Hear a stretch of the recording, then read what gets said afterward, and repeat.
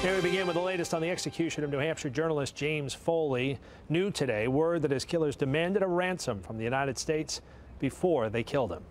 Good afternoon, everyone. I'm Mark Ockerblum. Hi, everybody. I'm Maria Stefano. So a U.S. official is claiming that the Islamic militants demanded $132.5 million for his safe release. The demands were sent in emails to Foley's family in Rochester, New Hampshire. Foley's former employer, Global Post, also saying that the militants first demanded the money late last year.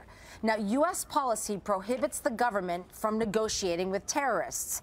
The U.S. and Britain argue that that only encourages more kidnappings. In the meantime, Attorney General Eric Holder says the Justice Department is investigating the murder of James Foley.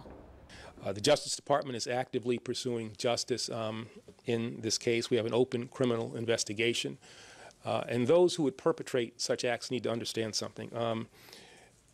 This Justice Department, this Department of Defense, this nation, we have long memories and our reach is very wide. We will not forget what happened and people will be held accountable one way or the other. We're also hearing from more and more people who knew Foley, one of his friends, appearing on Fox News today. He's one of the best people I've known. He was honest, he was hardworking, he had a real passion for what he did.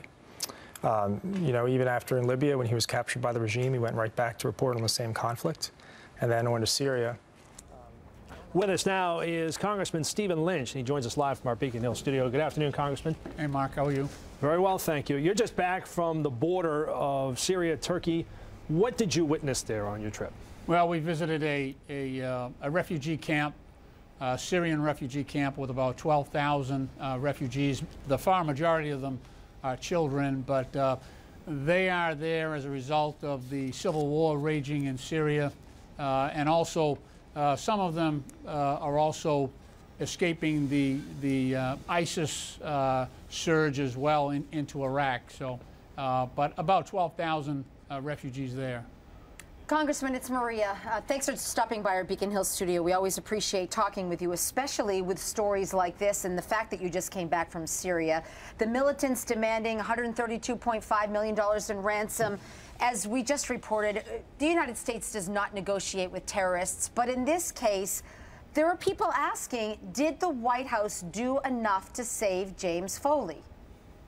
I think they did everything they could. This is a very tough area to operate in.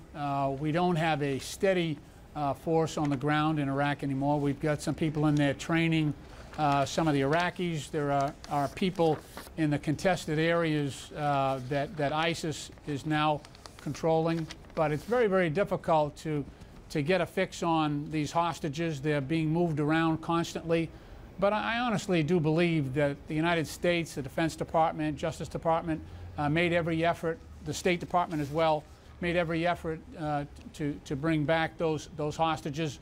We have some ongoing efforts in that direction, not only in Syria, but in some other countries as well.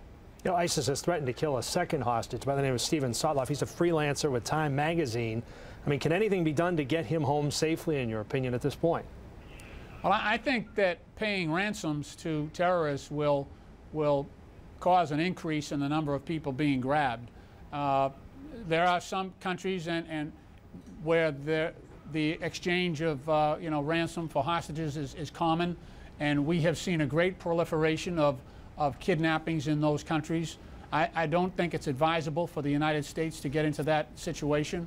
I think that we have to stick to that policy. It's very difficult, and my heart goes out to the Foley family and other families that are in this situation.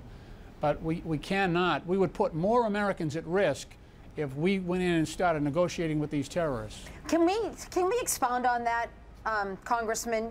Tell everybody why we have that policy.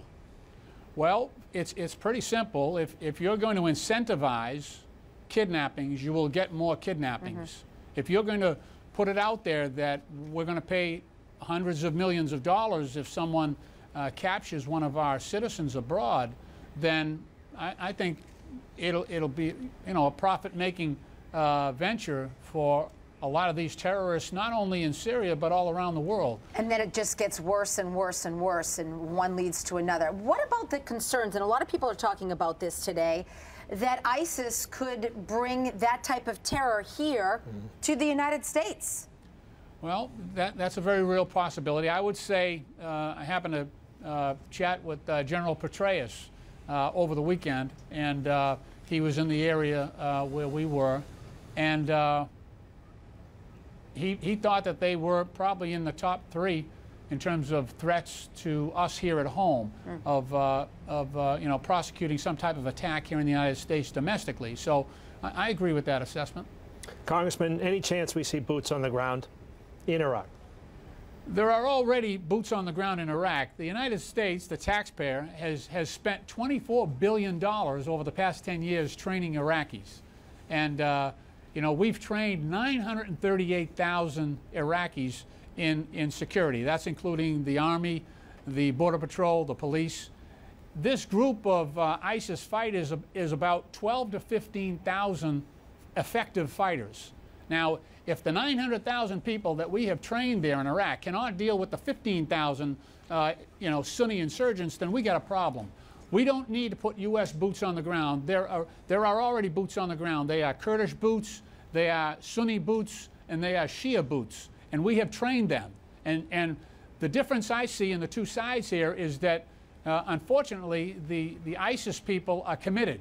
They are committed to their cause, this caliphate that they're trying to create.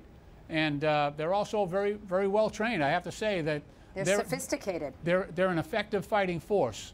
And we need the 938,000 Iraqis that we've trained to come together under solid leadership and contest that, you know, contest the control of that land. But there are boots on the ground. Certainly, I agree. If we can provide air support, logistical support, if we can train some of the Kurds, I think that is a good bet. I've written to the president personally and asked him to approve the lethal aid that the Kurdish regional government has requested for the Peshmerga.